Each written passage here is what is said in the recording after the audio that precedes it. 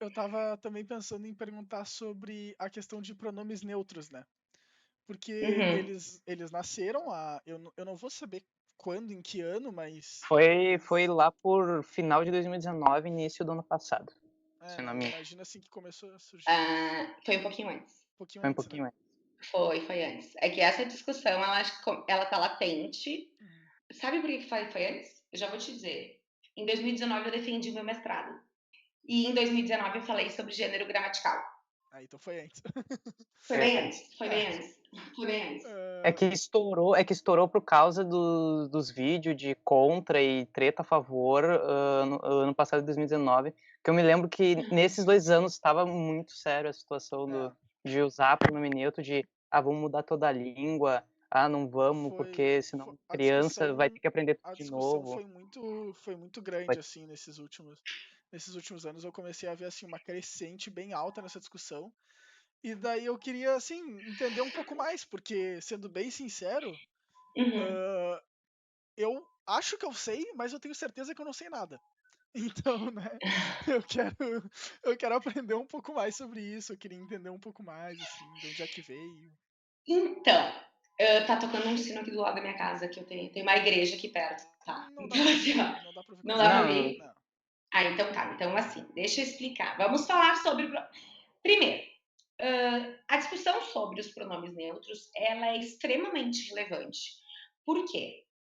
Porque tu tá colocando em alta algo muito significativo, que é o quê? Preconceito. Ponto. Eu não vou falar que eu sou a favor dos pronomes neutros e dos substantivos neutros, e vocês já vão entender o porquê, tá? Pronto, passou aqui. Daí eu não consigo me concentrar. Porque tava assim, ó, acaba sino. O sino tava aqui me atrapalhando. Eu assim, ai, gente, chega de tocar esse sino, né, padre? Agora vamos aos pronomes neutros. O que acontece? Essa discussão, ela tá super em ascensão, mas é por um desconhecimento linguístico. Por que eu falo isso? Porque, primeiro, ela é muito importante, porque é sinal que a sociedade está mudando. Se a sociedade está mudando, as pessoas estão discutindo sobre a sua linguagem.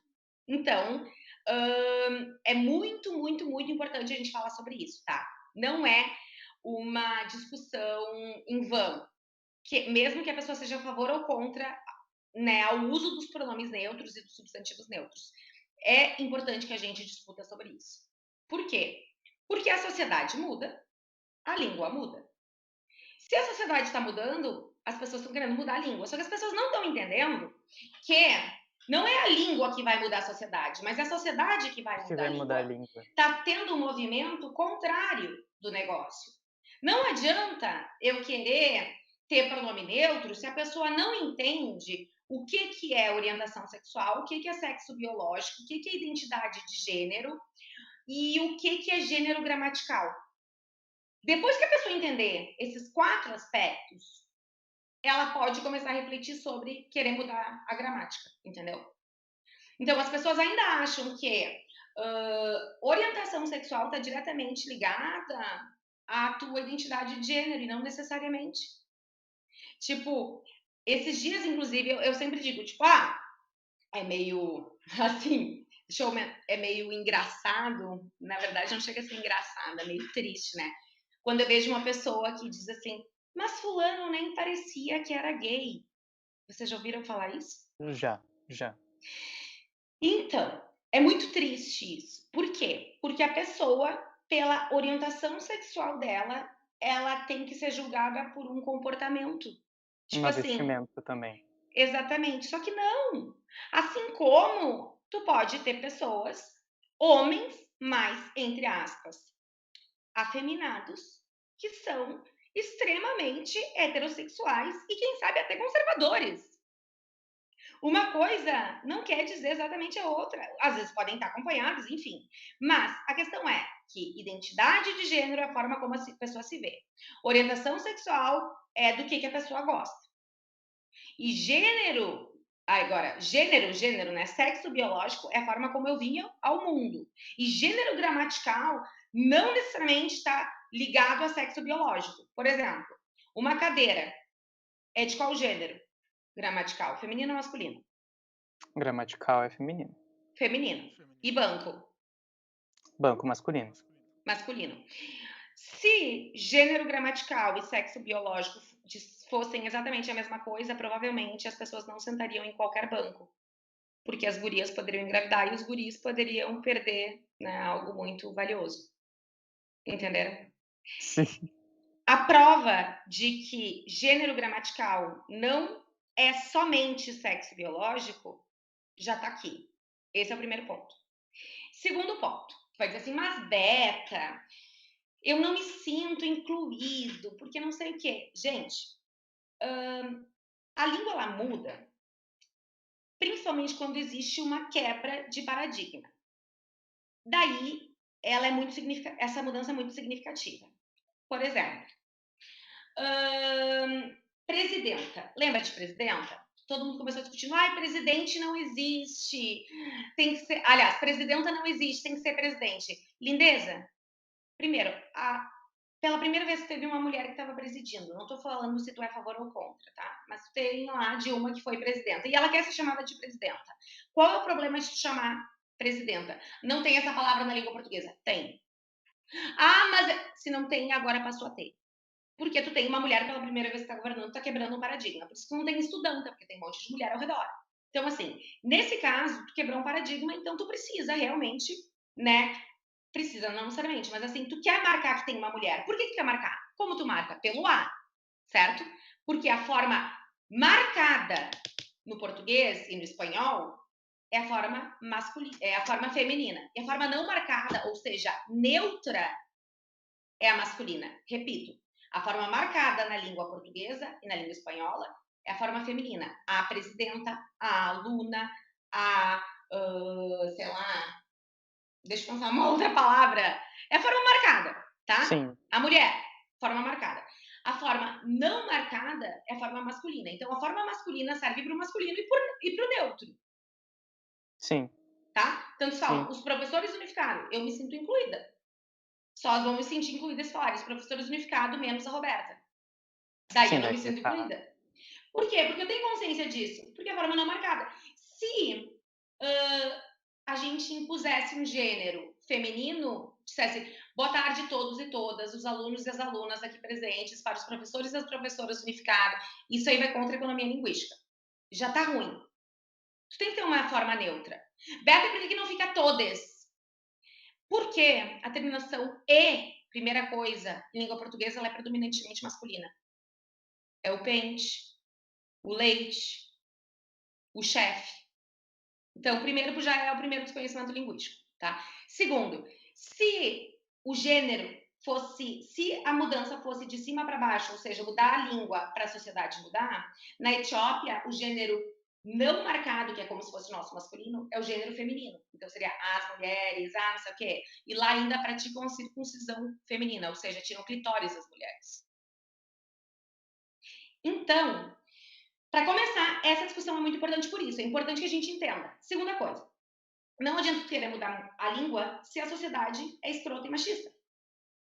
Você está querendo fazer ao contrário, entendeu? E a terceira coisa, que eu acho que é a mais importante. Se a língua for mudando aos poucos, ela vai mudando. Se precisar existir um gênero neutro, ele vai aparecer. Mas não por imposição. Ele vai aparecer de maneira natural. Como as palavras vêm surgindo de maneira naturalizada. Mas, tchan, tcharará, digamos que eu queira botar um arroba no meio. Eu quero botar todes. Primeiro, todes ou seus lindes. Esses dias eu vi que uma pessoa postou. Seus já é masculino na cabeça da pessoa e já tá se contradizendo, entendeu? Pra tu ver como o masculino, ele é neutro na língua portuguesa. Sim. Seus lindes. Segundo, o que tu faz com as pessoas que não fazem parte da nossa nata intelectual, que é capaz de discutir o gênero neutro? O que tu faz com as pessoas que trabalham o dia todo? E que não conseguem literalmente refletir, que vão só mudando o seu comportamento pouco a pouco. Tu tem que julgar o cara que se nega a falar presidenta, porque ele é tão machista, tão conservador, que ele não consegue ver que legal que temos uma mulher e que legal que é a forma feminina e eu vou falar presidenta porque a nossa sociedade está evoluindo, certo? Mas ele não é um problema. O problema, aliás, o problema é o cara que não quer assumir o presidenta. Esse cara é um problema. Sim. Mas o cara que parou na 4ª série primária, ele é menos gente do que tu? E o cara que ele é cego, tu vai adaptar tudo para essa pessoa? E o indivíduo que talvez tenha algum problema, algum déficit cognitivo e que não entenda essa transformação linguística, que tu pode mudar o comportamento dele, mas não necessariamente linguagem. Se a gente fosse pegar um disléxico, como que ele vai entender isso? Se tu fosse pegar uma pessoa que é surda, né? E que fala Libras, como tu vai levar isso para Libras? Tu não tem que mudar, enfiar gênero neutro, tu tem que mudar o comportamento das pessoas. Tu tem que criminalizar a homofobia. Tu tem que fazer com que exista uma informação em relação a gênero gramatical, a gênero biológico, sexo biológico, a identidade de gênero, a orientação sexual. É isso que a gente tem que fazer, é esse tipo de mudança. Porque, gente, não é querer mudar. Mas, claro, essa discussão não é inválida, porque faz com que a gente pense. Sim, claro. Só que isso não vai ser instaurado na língua porque as pessoas querem que seja. Porque é uma parcela muito pequena que está discutindo isso. E é uma parcela muito pequena e escolarizada, que daí só está defendendo a sua bandeira e esquece que existem muitas outras bandeiras por trás.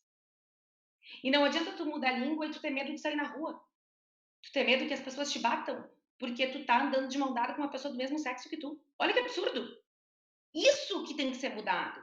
Esse tipo de criminalização que tem que existir. Se a língua mudar, que bom, é um reflexo. Mas enquanto que a gente fica, é como se a gente estivesse discutindo, tipo assim, ó,